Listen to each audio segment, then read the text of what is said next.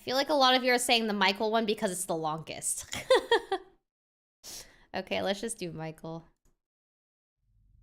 Please no DMCA. We have captions! At exactly 3:25 p.m. on April 8th of 2009, the dismissal bell rang at Oliver Stevens School in Woodstock, Ontario, and hundreds of grade schoolers were seen leaving the premises. Yet one 8-year-old was captured on surveillance, leaving 2 minutes later than the rest, as she had to run back inside to get her mother's butterfly earrings that were left on her desk. Her name was Tori Stafford, and on that Wednesday afternoon, she never returned home. She was reported missing by her grandmother at exactly 6:04 p.m., and a missing persons investigation was launched immediately. Roughly 7 hours later, surveillance footage from a local high school was discovered, capturing what police say was the missing child, walking side by side an unidentified woman. Tori did not appear to be struggling in the video, and the woman was described as between 19 to 25 years of age, white, 5'2", and about 125 pounds with a black ponytail. The local police made a public appeal for the woman in the video to come forward, and Tori's grandparents offered a $10,000 reward for her return. A Facebook group dedicated to finding her gained over 20,000 followers in under 24 hours. On April 12th, 4 days after her disappearance, hundreds gather in Woodstock at 8 p.m. to hold a vigil for Tori, and her mother makes a tearful televised appeal for the return of her missing daughter. Over the following week, Tori's parents are interviewed by investigators, and each of them pass a polygraph test. Police call off ground searches 6 days after the child's disappearance after finding no clues nor leads. The day after, America's Most Wanted features Tori's case as its top story. On April 17th, the Ontario Provincial Police take the lead in the investigation, and the ground searches recommence. The case was then officially classed as an abduction, not just a missing person. They step up a media campaign by releasing a composite sketch of the woman in the video, and then circulate the image on social media and local news outlets. On May 19th, police attain information that the woman is 18-year-old Terry Lynn McClintock, who is already in custody for breaching a probation order for a previous drug violation. She was transferred to the Ontario Police Headquarters and interviewed at roughly 5:30 p.m. by Detective Sergeant Jim Smith. She initially denied being the woman in the video and claimed to know nothing about the missing girl, but roughly 45 minutes into the interrogation, she breaks. I think it goes right back to what you've said a few times. You didn't want to see it, okay? But that doesn't change the fact that you saw it, okay? And that's what you need to be truthful about. And I know it's hard to talk about. I know it's even harder to talk about than the sex part of it, okay? But you saw it, okay? You know you saw it. And we need to talk about that. When I seen Mike with Tori, honestly, I'm just gonna move my cam real quick.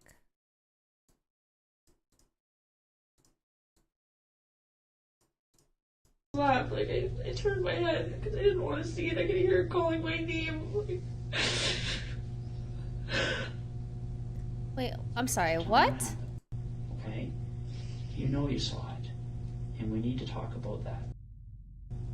When I seen Mike with Tori on his lap, like I turned my head because I didn't want to see it. I could hear her calling my name. Like...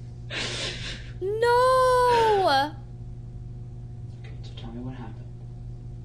She describes in disturbing detail the abduction and killing of Tori Stafford, stating that she lured the girl into a secluded parking space with the promise of showing her a puppy. She was then forced into the back seat of a vehicle that immediately drove away. In the driver's seat was 28-year-old Michael Rafferty, who then drove to a secluded area about 100 miles north of Woodstock. He then proceeded to sexually assault and then murder the 8-year-old, with the fatal injuries being 4 strikes to the head with a claw hammer. McClintock drew a rough sketch of the area where Tori was killed, which eventually led police to discover the girl's remains. She was found with lacerations to her liver and 16 broken ribs, but her eventual cause of death correlated with Terry's testimony, as was confirmed to be the result of repeated blows to the head with a blunt object. At 7:55 p.m. that evening, Michael Rafferty is arrested and informed that he is being charged with kidnapping and first-degree murder. He is read his rights and then brought to the police headquarters for immediate interrogation.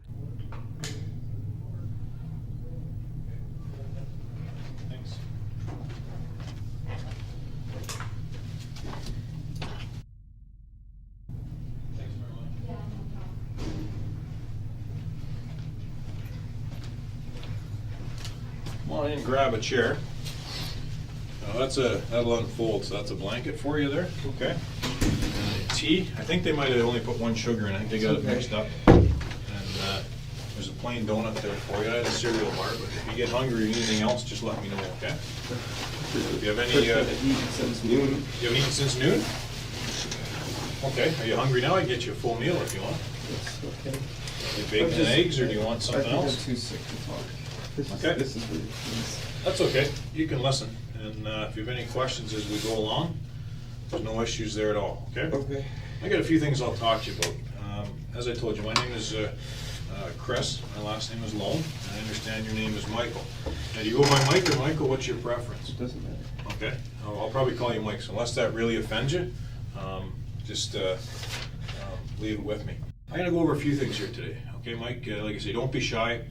You'll find I'm pretty relaxed, pretty laid back, because I've dealt with these types of issues before.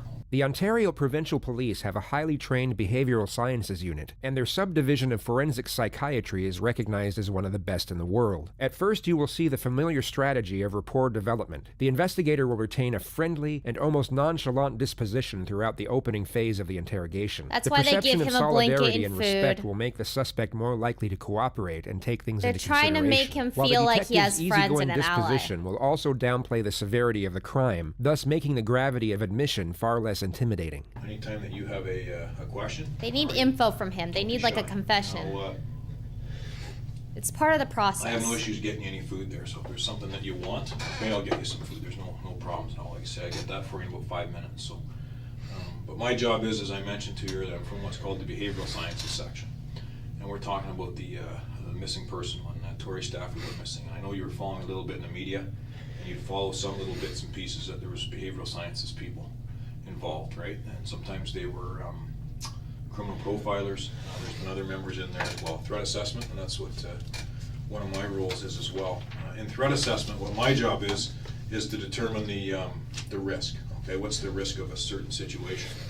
The situation that we're talking about is you're going to find here that there's nothing you're going to tell me to surprise me. Okay, for two reasons. One, I've heard a lot of this stuff before.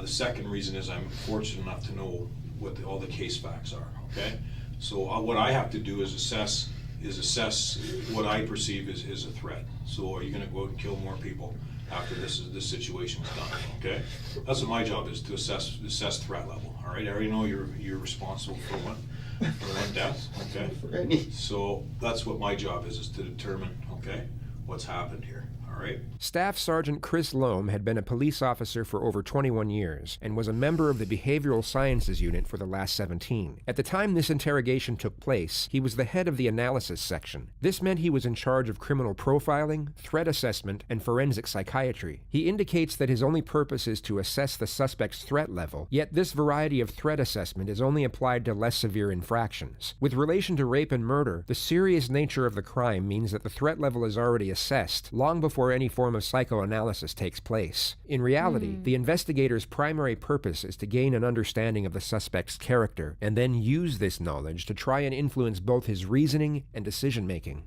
Before we go through all that, though, my people just don't wake up one day and decide this is going to happen, and I know that. All right. So there's a lot of ideas that go in people's heads at the time, and if I go through, and I go through your history and your background, there's not a whole hell of a lot you've been involved in life, is there? Right? You're completely under the radar. Anyways, I'm going to go through a few things with you here. All right. Obviously, you're upset by what's going on.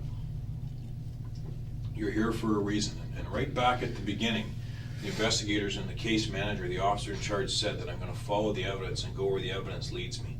Okay?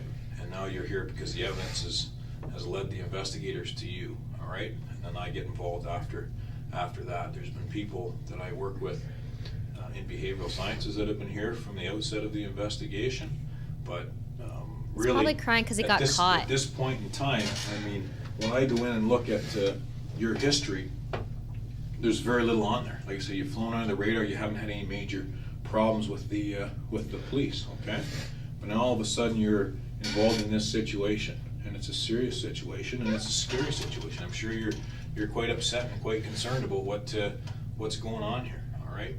Now the last one I was involved with like this, I don't know if you're aware of it, was a girl named Holly Jones in Toronto, and she went missing. And the guy that had abducted her, his name was Michael Briere. And And what he was doing is he was watching on his computer for hours and hours and hours. He was looking at child porn to the point that he decided 17 gigabytes of child porn were discovered on Rafferty's hard drive. That's what that says. I want to go try this. And he goes and he grabs Holly and he does some things to her, and then he realizes, what am I going to do? Okay? And he panics. He doesn't know what to do because she's a witness now. And he says, if I just let her go, she's going to tell on me. So he decides that he's not going to let her go. All right? And all that was from something as simple as watching child pornography for hours on end. These things happen, okay? And we can't say it happened close to home. Toronto's not that far from you, okay? These things happen all the time, all right? So what I need to do is sit with you. I already know how. I know the who's, right? Why? I mean, why is up to you, but I can actually probably fill in that blank for you, but that's not what my role here is. If I'm going to assess risk here and see, number one, do you even feel bad about what you've done? That's the first thing I look for. And number two, do I think, okay, he doesn't feel bad, so in turn he's probably going to do this again because he really doesn't care about it the first time it's happened. Okay? I'm not at all. I feel like people like this only care about upset with you. themselves. I'm not And he's mad at crying you. because he got caught and I doesn't want to go to sit jail. and talk with you. You'll know if I don't want to talk to you because I'll just simply leave, right? From reading about you, this to me seems like it's out of character. Now I could be wrong, right? You may have been planning this for a long period of time, and you may have thoroughly enjoyed this. And if I'm wrong, then you tell me that, all right? But I also know that we all make mistakes, okay? And that's why pencils have erasers, okay? Because we all make mistakes. It's that simple. Spending time with you here, and if I'm wrong, you tell me. But it looks like if you could turn back time, maybe there's a few decisions in life you'd made a little bit different, all right? If I could turn back time for you, Mike, I would. But it's not that simple, okay? So now you and I have to sit here and face what's happened, okay? I can sit and tell you what happened. I can take you through the day of her disappearance, okay? I mean, I've seen the video, all right? And I know that you didn't do this alone. And but at the end of the day, we've got to deal with this situation, okay? Because it's a young girl that we got to talk about. And if you and I don't sit and talk about your side, then people will only think the worst, right? It's human nature, right? You've done it and I've done it. We always think the worst until we know the facts, okay? So that's what you and I need to sit here and work and discuss and work through. Again, if I'm wrong, you tell me, okay? But I really believe if you could turn back time, you would deal with this a little bit different, okay? And there may have been a rush, it may have been exciting for a period of time, but then reality sets in. You have to sit and live with the fact of what's happened here, okay? And that's what we're doing here. We have to sit and deal with what's happened. Really, at this point, what you have left is your word and your credibility. And people always think the worst, okay? Until they know the truth. You do it and I do it. It's human nature. So we're all going to think the worst until we know why this has happened in your mind. And again, if it's something where you're like Michael Briere, where you looked at a lot of child porn and then decided you were going to try it, then that's fine. If it wasn't your idea, then that's fine too. But we can't change what the case facts are, all right? And you know deep down that this is your chance to get it off your chest. You're not sitting there the rest of your life saying, I guess I should have said something, all right? I guess I should have got it off my chest and said my side. Because this is your last chance to do it. The fact that you're here and the fact that The detective's doing a great job. they know where the victim is, okay, and they know your steps. This is it. You have to take the steps now to live the rest of your life, okay?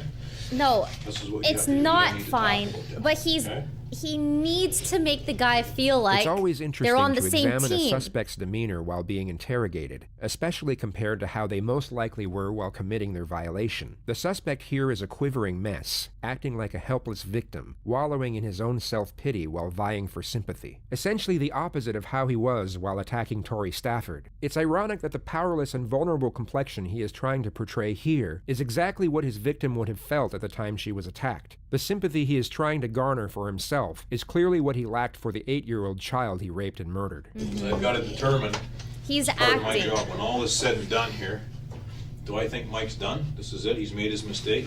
He realizes how wrong the mistake that he made and he's willing to look past it? Or do I have to sit here and say, all right, my report's going to say very simple, I think this guy's going to reoffend. The And that's what detective our sees job right is, through to deal this. with these types of situations and the reasons why people do this stuff, okay? like I say, this may have been a thing that you just snapped and did something. That stuff happens. Or it may have been something you planned for many months and got some enjoyment out of the plan. I didn't do anything. Well, that's not entirely true either. That is entirely true. No. I didn't do anything. No, you can try and cement yourself into that, okay? But at the same time, you're not doing yourself any good by not being truthful here, okay? The investigator wants to come across as empathetic and understanding, yet still needs to keep the suspect's confidence low. He watches for denials and stops them immediately. Letting the suspect deny his guilt will only increase his morale, thus increase his psychological endurance and constancy for self-preservation. This needs to be stripped away as much as possible, as early as possible. Because by not being truthful, all you have left is your credibility. He's doing so good. This is That's a all really you good have left, detective. Okay? You're not the only person who's been arrested and charged, okay? And, Morale low? there's no surprises left anymore. Guard okay? down? It's not even a surprise. It's why this happened. I'm also not the only innocent person who's ever been arrested and charged. Well, and that's true. There's been people that have been arrested for things where there's no evidence, but unfortunately in this case there's lots of evidence to determine your role in this crime, okay? The girl who's on the video who walks away with Tori has been identified, and she's been identified as her and Tori being in your car. And the three of you and her and Tori, go to the Guelph area, go to the Home Depot, okay? And the grabbing of Tori, there was a planned event that you were going to grab her. You're going to grab a girl, but this other person was going to do it, and the other person got the girl, put her in your car, all right? And then there's other steps that are taken from there. Okay, there's things that happen at Home Depot, there's things that happen outside of Guelph, and there's things that happen to Tori, all right, before she's gone, and you're involved in that, and you can't mask that, you can't change it, okay? No. Because what's happened has happened. I Idiot. can't turn back the hands of time, and neither can you, okay? There's nothing I can do to turn back the hands of time and say, I wish Mike would have reacted to this situation a little bit differently, okay? There's no doubt in my mind, okay? There's no doubt in my mind that you're involved in the abduction, okay, of Tori. No doubt in my mind at all. I followed the evidence, I've read the file, okay? There's no doubt in my mind. We're past that, okay? And the only concern or the issue that I have is why you did this. What caused you to do this? Was it something you, like I say, is this something that you've done before and you've been involved in the death of other people and you enjoyed this? Am I sitting across the desk from Paul Bernardo here? Am I sitting across from someone who's made a mistake? Okay? And that's going to be the question that's asked of you. All right? I'll get you a bucket there just a second. You gotta get sick, pull your boots there. Has no Okay. sympathy for I've seen it him. before. You're not going to offend me or bother me. So if you got to be sick, Mike, go right ahead. Yeah, go for it. Okay? I'll get you some paper towels or something. Oh, you're not gonna throw up? If you feel like Just you're going to be faking sick, it? just grab the. I'll have the bucket there handy for you. Okay? He doesn't need it. Leave it right there. Just faking You and it. I need to have a discussion. This isn't a parking ticket, okay? This is reality, okay? And people are, I've already told you, you know this. People assume the worst until they know the truth, okay? And people are going to assume the worst of you unless you and I sit here and clarify it. Okay, something's pushed you to do this. Okay, you can't just fly under the radar your entire life. Okay, Mike? It doesn't happen. It's not realistic. Okay? I'm not going to sit and tell you that it happens. Something brings this on. And when you sit and talk to someone who had a troubled life like Michael Briere and just gets pushed into doing this and panics and thinks, what would it be like to take a kid and touch and rub a kid and then wish you could stop, okay? And people can't, and that's the whole issue here. Right? The detective seems to be almost rambling here, but this is a common strategy used to keep the suspect's mind racing. When Rafferty is concentrating on what the detective is saying, it doesn't give him a chance to conjure up his own thoughts, making it very hard for him to either think up a lie or disassociate from the situation altogether. It's a methodical process of breaking a suspect down through mental exhaustion and slowly chipping away at his psychological stamina piece by piece. We can't control every emotion. All right, we can't control some of our urges, some of our thoughts. None of us can, okay? And I can't look you in the face and say I haven't made a mistake or made a bad decision in life, because I have. But the reality of it is, you and I have to accept that and move on, okay? Because I can walk out there and never see you again. Like, I can do that. He has no Right? energy. My job here is done. The job here is done, as you'll find out Putting tomorrow. too much energy into his As fake things acting. start to be released. There is no more questions. There is no more long drawn-out investigations. They're already sending people home to spend time with their families, okay? They're scaling back what's happened because it's been cleared and they know what's happened and the pieces of evidence have been gathered. So that's reality. I can't downplay that. But you and I need to walk out of here together, okay? With what happened. This detective here. You and is I have just to sit and say, this is what pushed Mike so over good the with top. words. This is what pushed Mike to get involved in something like this. Because if we don't, then you sit here on your own and you have to take it. Okay, and is that necessarily fair? All right? I have to sit here on my own anyways and take this. To an extent you do, yes. You have to sit there and decide, am I going to get rid of this and get this off my chest so people understand my side, or am I going to sit there curled up and keep it in for the rest of my life? All right? You need to be realistic about this, okay? You have no battle plan to deal with this, right? It's happened, it's spun out of control, and you're thinking, okay, if I ever get caught for it, what am I gonna do? Well, your plan isn't gonna work, okay? Because you're not built for this shit. This isn't what you're about, okay? You're not some sick bastard, right? That sits there and gets enjoyment out of hurting people, all right? So now you have to live with this, okay?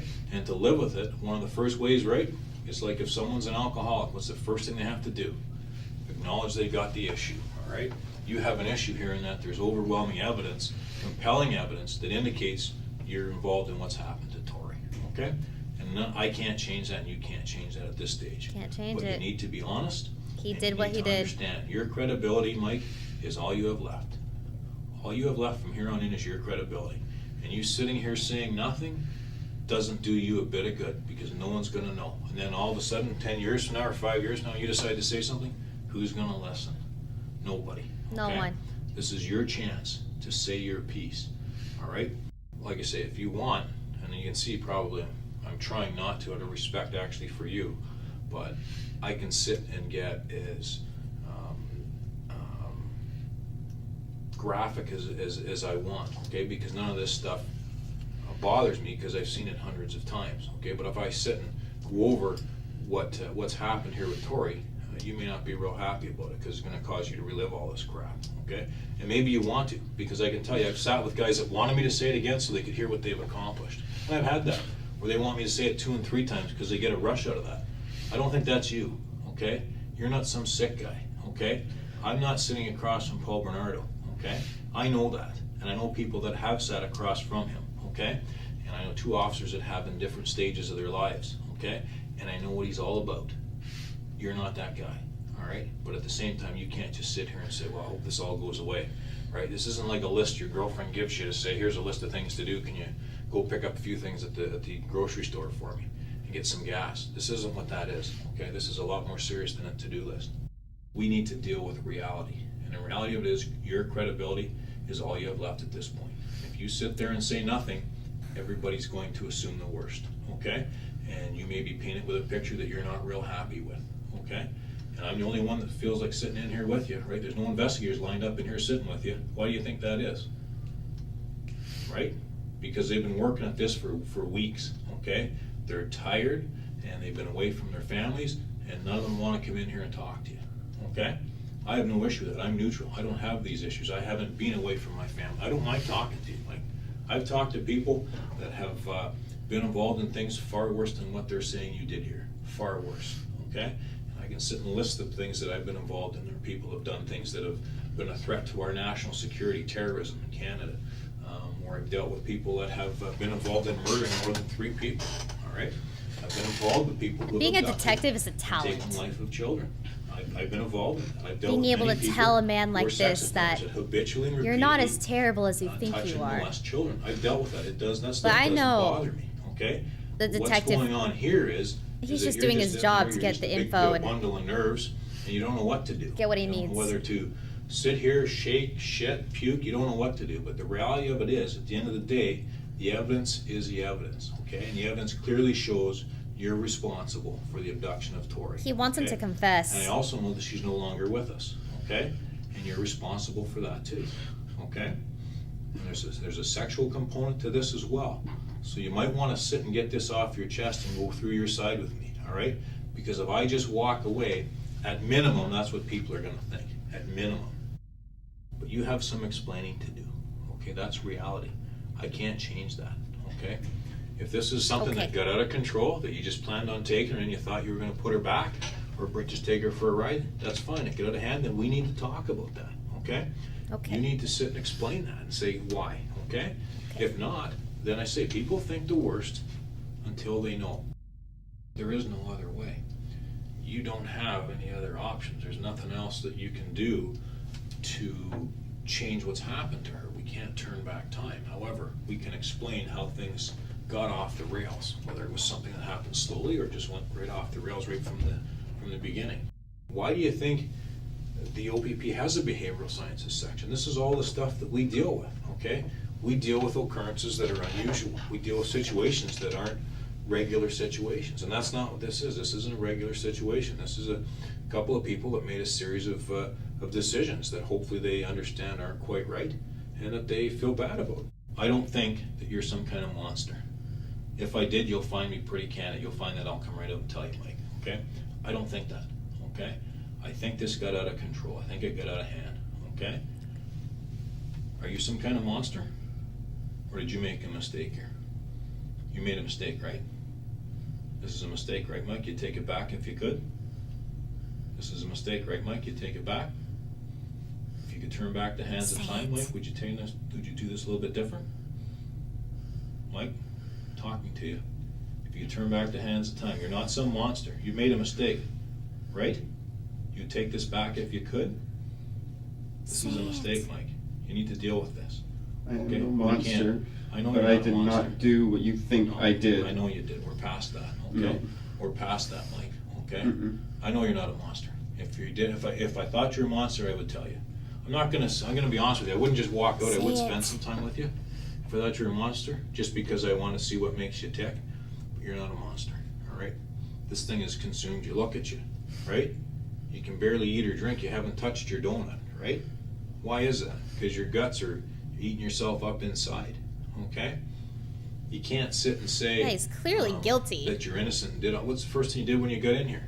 You just laid down and curled up, right? It's all over. You know it's over, okay? You know it's done, okay? You don't have to be an expert in body language. All you've done is lay around in the fetal position since you've been here. That's not how innocent people act. That's not how people that are falsely accused of something act. It's the Couldn't be last that thing it's they do. possibly that it's It's the last freezing. I thing. haven't eaten since noon. It couldn't be that this is all just a huge shock to me. No, it Yes. couldn't have been any of that at all. It's probably all of that, but it's also the fact that you're involved in it. It's probably all of that, Mike, okay? The fact that maybe you haven't eaten that much, and maybe you are cold, there's no question. The first thing you said to me was you're cold and hungry. So that's why I grabbed you that stuff, okay? And I'm willing to accept that. Maybe that is part of the issue, okay? But there is a larger issue here, okay? And it's the issue of the evidence and the issue that you're involved in this, okay? And we can't change that. I have no ill will, anger towards you. I have none. You don't make me mad. You don't upset me, nothing like that, okay? The only issue I have is I don't fully understand. I volunteered here to come here and shoot the shit with you because I've talked to people in worse situations than you, okay? And like I say, you've been pretty respectful with me. You're not giving me a hard time. You're not being rude to me. So I'll sit with you because, but you know, the reality of it is I can walk away and you're going to sit and deal with this on your own for the rest of your life. You're a smart guy. You're nobody's fool. You know the situation. You know you're in a tough spot. And again, this is your opportunity to say your piece. But you got some pretty serious explaining to do here, okay? In the big picture. Now, without me, if I just leave you here, you got some stuff that you need to explain. I've acknowledged already what my thoughts are of you, okay? I've told you that from the beginning, that this is out of character for you, okay? But maybe I'm wrong. Maybe that's why you don't want to talk to me, because maybe you're thinking, oh, you know what, Chris, you're wrong. You know, maybe I've done this before. Maybe I plan on doing it again, all right? I don't think that, but I mean, you could be sitting here playing me, right? How would I know, okay? I can tell you that I don't think that's the case because I've sat across from a lot of people, again, that have been through stuff a lot worse than you. You made a mistake, man. Deal with it and we move on. Oh, I hope he You're just gonna sit confesses. here and, oh, well, take a chance. Maybe I'll just leave it and it'll all work itself out. Well past that, Mike. This is not going to work itself out, okay? We're past that. You need to acknowledge what's caused you to do this. Eat your donut. And I never said for a second that you went and Act took that more kid from school, innocent. 'cause you Quick. didn't. That kid was taken There's from a that chance. school, all right, by Terry and put in your Idiot. car, okay? And you He's were so there, guilty. You were part of when the kid was driven to Guelph, okay, in the Home Depot. And then from there, the kid, into the demise of the kid. But this is the stuff we need to explain. Nobody can control your destiny now but you, okay? I can. I mean, I already told you. I've already put my cards on the table. It's been an hour. This is your chance. Is it time? Do you not think you're going to feel better getting some of this off your chest as opposed to keeping it there forever? You know what I mean? I'll sit with you and do this. There's no issues with it at all. Like I say, I have no problem sitting with you, man. Why don't we just find a starting point and we'll do it? Because you're going to sit and stew forever. Saying, oh, I should have said this or shouldn't I have said that, right? It's up to you. I mean, I've got situations where I wish I'd have told somebody something that I didn't, and I regretted it my whole life, okay? And it's situations with family members where you should have said your piece or you should have kept your mouth shut. But we all have those experiences. But this is your chance to say your piece, all right? And I think you and I should take that chance. I think you and I should just sit and have that discussion. How is it going to get worse, right? It can't. And obviously, to an extent, someone's put you in this position, right? And we need to deal with that. You want me to tell you things I didn't do so I can get locked up for the rest of my life for this? No, that's not. No, I don't want you to tell me things you He's did still not do. trying? No. I'm going to ask you a question. What's your biggest fear or your biggest concern now that you've been charged with this? What's your biggest concern here? Losing my life. Okay. All right. So selfish, huh? So selfish. I want to know what this girl Terry said. Okay.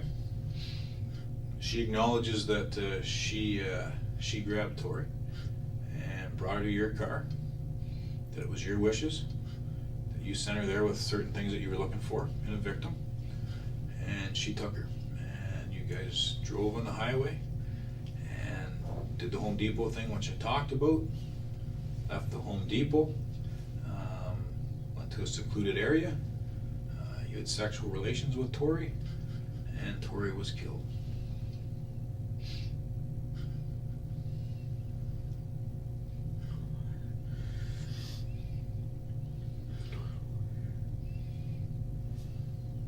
This is your time, man.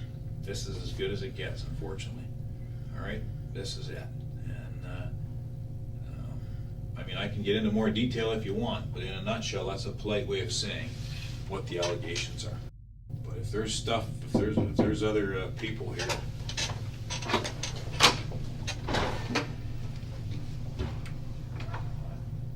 Let him sit for 3 hours. He drank some coffee.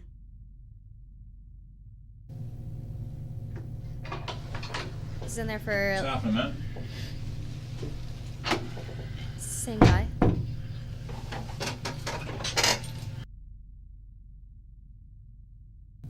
What's this process? What happens? What happens next?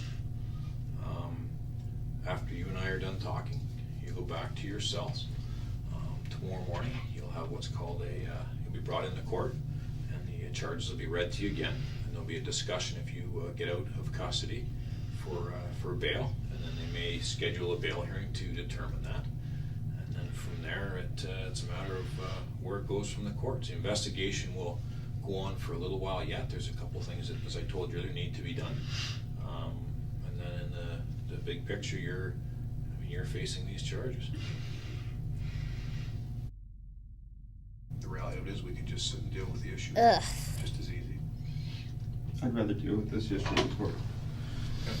The suspect remains unyielding after 95 minutes of psychological pressure, so the investigators commence the next stage of the interrogation. It's time. They initiate the Mutt and Jeff technique, most commonly known in pop culture as good cop, bad cop. Hey, Seth, how are you? Fine, remember, Seth? I Oh, understand. here we Valkyrae go. wanted to see what Terry Lynn had to say.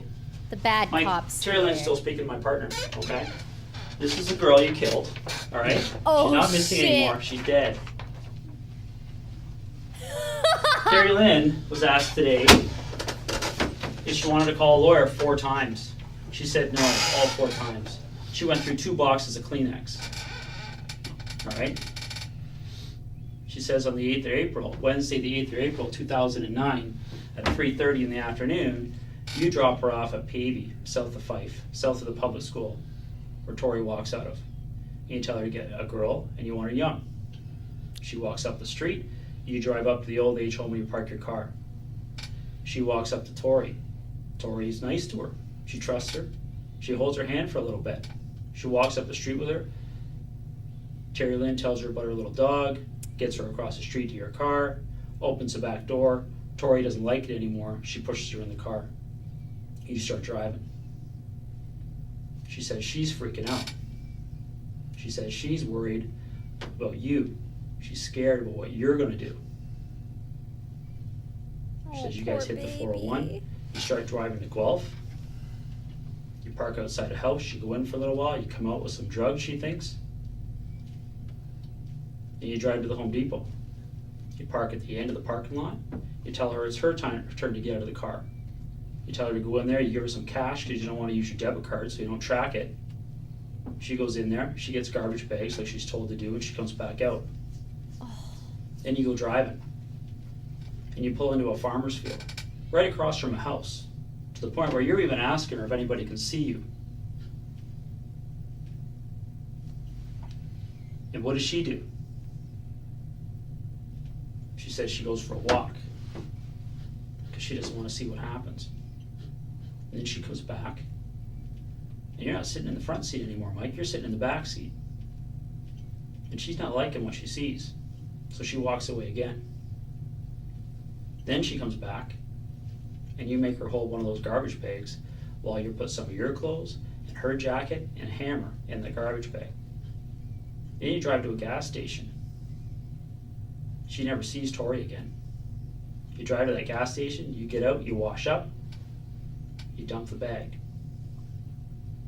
You drive back to Woodstock. That's Terry Lynn's story, Mike.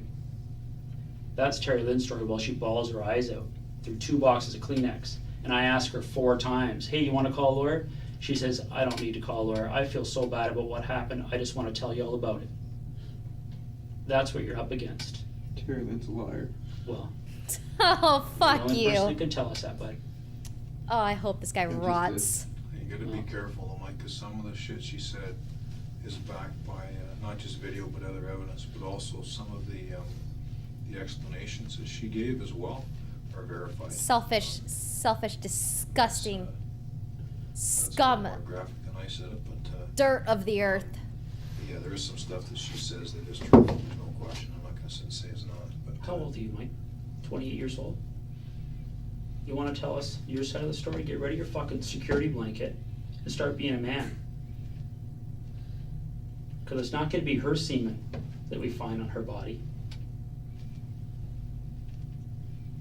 When we look at the areas underneath the parts of the seat that you cut out, Security blanket. we're going to find her blood. I love Do you the know how bad blood cop. works? Do you know about red blood cells, white blood cells? White blood cells are thinner. They look like spit when they're separated from red blood cells. They're the ones that seep through into the foam. That's what we get the DNA from. Skin cells from her rubbing up and down against your seats in your car.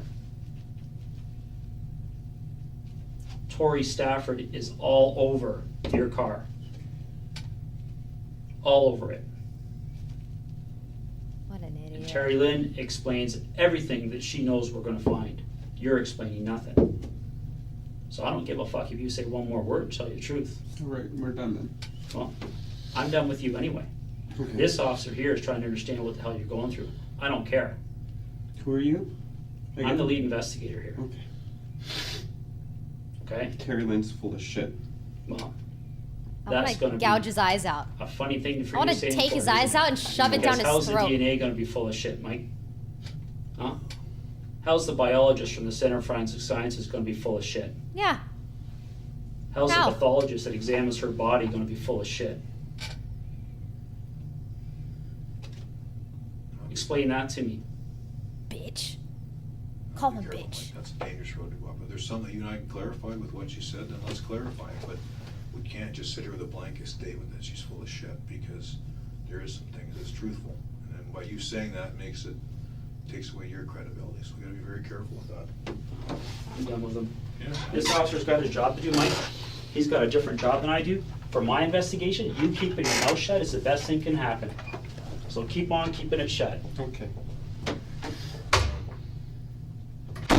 The he theory gonna- behind good cop, bad Oh my cop God, is it's known so as good. the fear, then relief response. It's believed that when the immediate shift from one emotion to the next is so extreme, a suspect can become disoriented, and their ability to think critically can be affected. This specific state of disorientation makes compliance more likely, as the rapid change of emotion can evoke the feeling It's of time. uncertainty, and a suspect's positive response to an oncoming request is a form of coping with this uncertainty. This is of course not a guaranteed system, and a suspect will not always respond in the desired manner. Well, you know more than I told you anyway.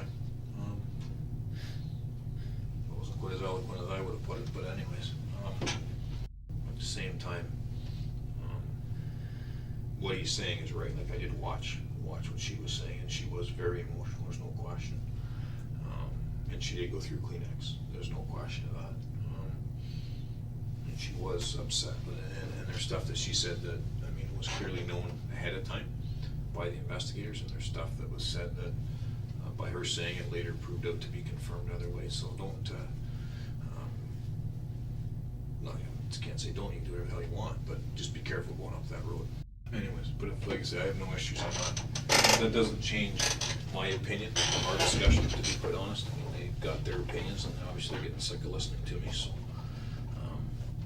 they've come in and said their piece, but like I say, I've got no, I'm not pissed with you, so I'm not, but like I say, this is your chance. This is your chance to say your piece, and I'm sitting here willing to listen to it. Well, he just told me not to say anything more, so. Well, it's up to you. You don't say anything to him. That's what but he said, though. He doesn't want you to talk to him, but that's fine. I'm still interested in listening to you. Please. Talk about the part of the school where she's grabbed. We can discuss that and see what your thoughts are there.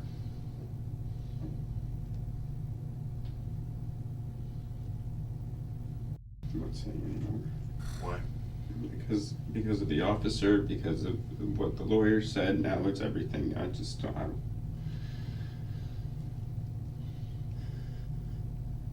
What do you think is going to happen next? I'm not sure. I don't know. Someone runs in here and starts barking.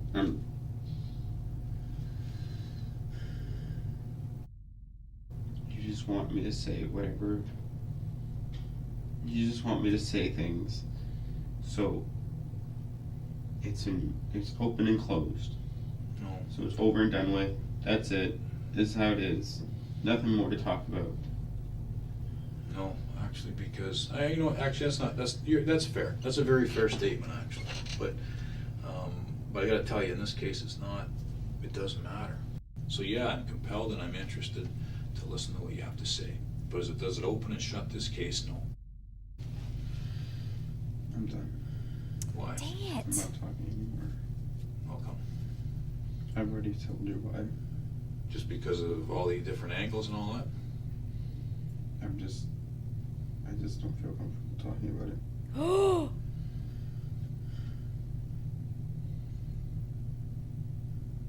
So you're prepared then to just leave it like this and you're gonna ride it out from here, see where it goes?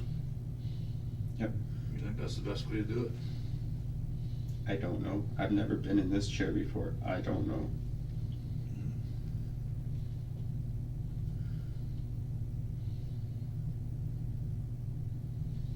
Any questions of me? No.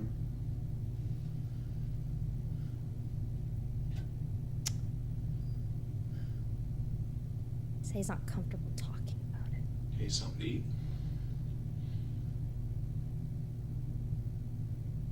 Yeah, but you don't care if I need something to eat. Why would you say that? Because you don't. I wouldn't ask me. True. You're here for your job. Nope. I could have walked out. I don't have to ask you because you got it going right here, right? But the reality of it is, I know that you're gonna go back and sit and sleep or do whatever for a while, and you'd be better to do it on a full stomach. That's all it is to it, man. But I don't have to ask you if you want food, but I am prepared to get you food. Oh, That's I can reality. eat, and then you can say, "Oh, look, he had an appetite. This is how he must have been feeling. Oh, he drank his tea. This is how he must be feeling." Forget the fact he's just starving and. Oh, you're reading too much into it, man. True. No. You didn't eat the donut, you're guilty. I offered you something to eat because I thought if you're hungry, you can eat it. I don't care Dramatic if you eat it or bitch. not, right? I mean, I hate it's up him to so you. much. He's such a pussy. It doesn't matter to me if you eat or you don't eat. And that doesn't go in anywhere in any of your reports What's that? that I ate or not ate. No, because it's on the video. It doesn't matter. Eat or not. I don't have to write any report. My report doesn't say if you ate or not. My report says what we talked about.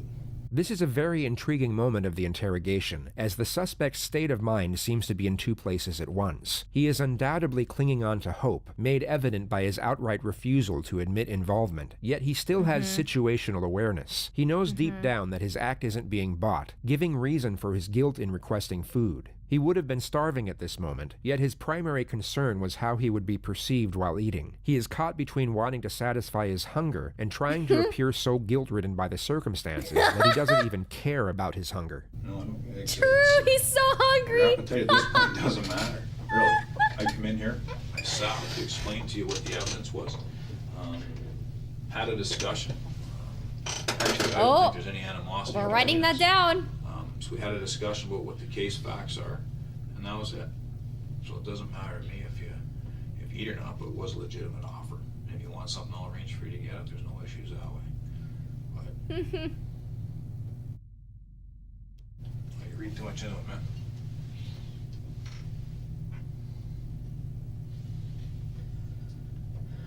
Overthink till your brain melts. You want something to eat? I need Starve. something to eat, yes. All right. I'll get you something to eat. Get him a brick. Look at me. Take it easy. Wash your hand. Oh my god. In reality, no food was coming. The suspect had it right when he stated that the investigator didn't care about his hunger, and he wasn't about to go out of his way to get a takeaway meal for a child killer. The Mutt and Jeff technique, although very well executed, was Starve. unsuccessful on this occasion. 54 minutes later.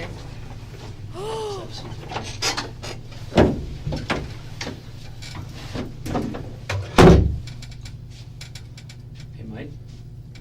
I'm a pretty get down to the facts kind of guy. I'm sure you've realized that from our brief encounter earlier. Oh my right? god. This is not rocket science. I've got what Terry Lynn has told me this afternoon, and I've got you. This is your opportunity. Terry Lynn's sitting right here. Tell us she's a liar. Tell her. You've had no problem at saying without her in the room. Terry's a liar. Yeah, He's that's what you're hoping. disgusting. Disgusting. I want to spit in his eye. I don't need to look at her. You haven't been looking at anyone. I don't need to look at her. Yeah, look at someone. Make eye contact. See, Mike, I know I was right when I walked in here, okay? And I'm not gonna pull any punches here, okay? I'm not gonna try and kiss your ass, all right?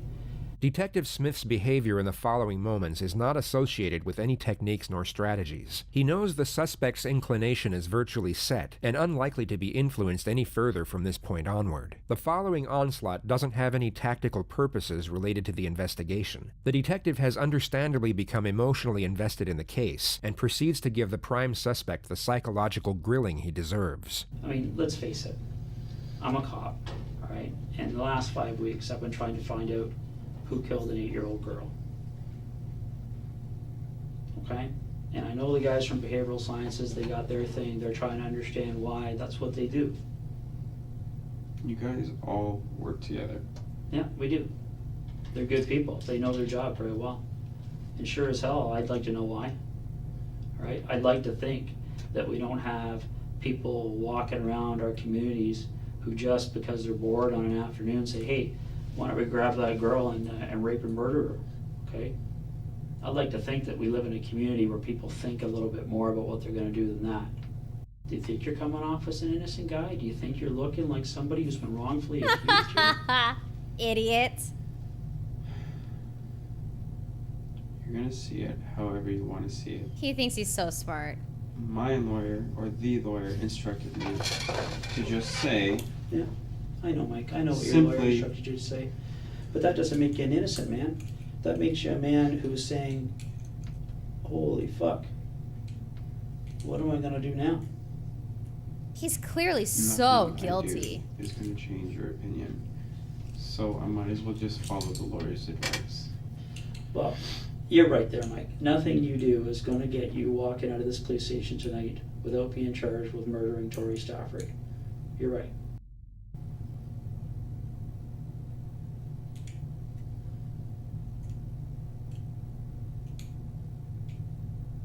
You know how much media coverage this has. You know what the newspapers are going to do with this and to your family tomorrow, okay? You think the cops are going to be talking to everybody you ever spoke to in your life? That's nothing compared to what the media is going to be doing. This is a huge story for them. This is the next Paul Bernardo. Whether you like it or not, a girl and a guy kidnapping an 8-year-old girl and murdering her. That's one of the most sensational things that have happened in this province since Bernardo and Carla. It's going to be a frenzy, and you and I both know that.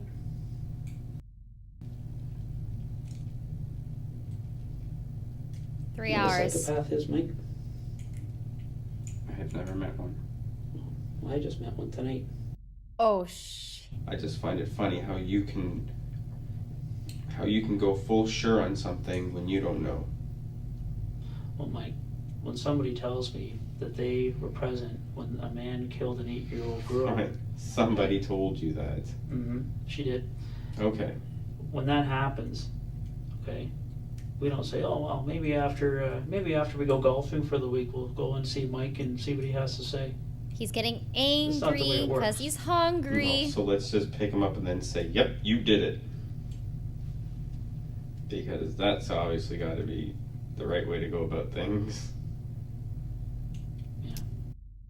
Oh, because you care so much about doing the right thing. So, the last thing I cover off with everybody I talk to in situations like this, Mike, is pretty straightforward, okay? Rodney Stafford and Tara McDonald have to be notified about this. Okay. First question out of their mouth is going to be, what? Did they say why they did it? I'm sure one of those two will have the answer for you, why somebody would do it. What are you getting at, Mike? What are you throwing out there for me, buddy? It doesn't matter. It doesn't matter. You're going to talk to them anyways. You know what, Mike? If you're going to claim you have no involvement whatsoever, don't play games with me and throw out little hints and see what comes of it. There's no game. There's no little Okay? hints. There's nobody involved in this except for you and Terry Lynn.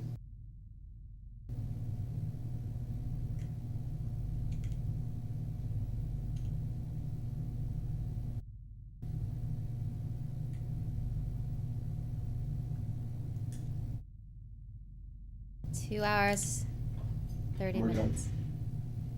Is that what you said to Tori before you killed her? We're done? Funny man. Funny man. That's what you think this is funny I man? think you're a funny man. I think you're a cold-blooded killer. Because you and I haven't spent too much more time now than you forced Tori Stafford to spend in your car. Oh my God. You could have let her out anywhere along that route.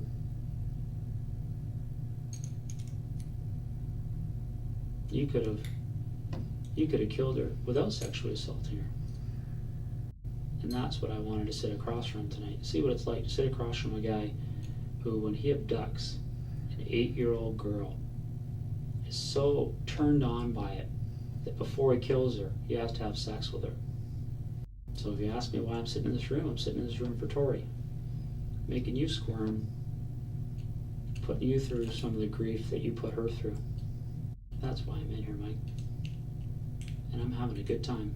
I want to be a bad cop. You are a sick puppy, Michael. I want to be a detective. 8 years old, Mike. 8 years old, buddy. All she wanted to do was go home and have a little party for her friends because her mom just redecorated her room for her. That's pure evil, bud. And that's exactly what the judge is going to see.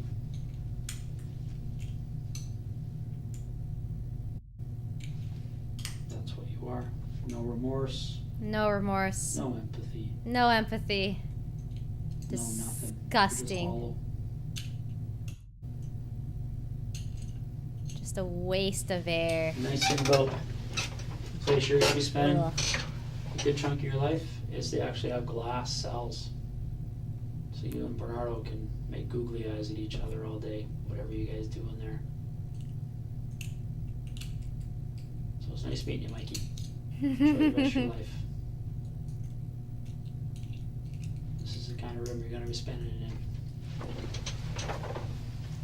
Slap him.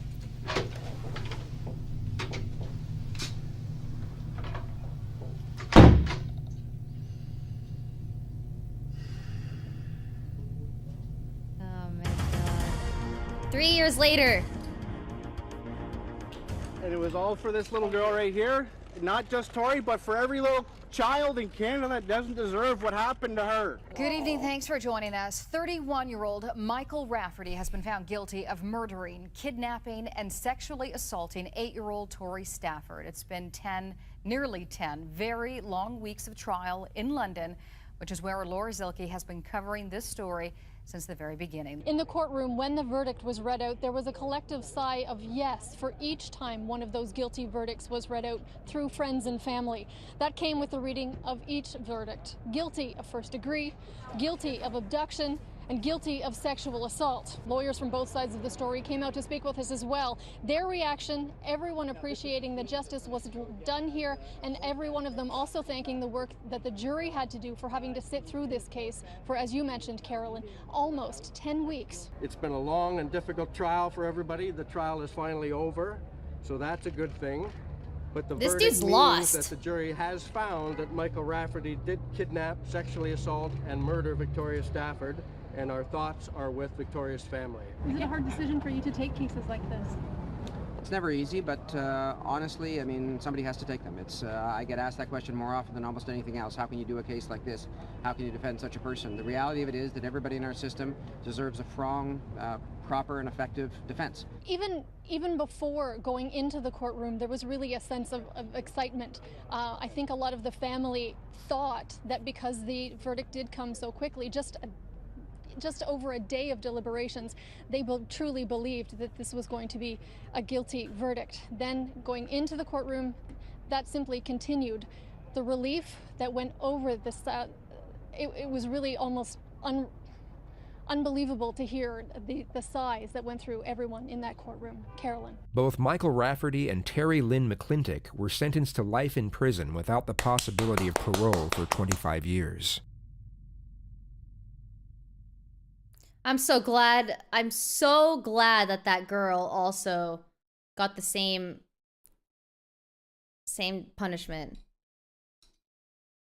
She probably thought that snitching on him was gonna like lower her sentence or something, or let her like get away or whatever, but all right, we have one more and then we watch them all.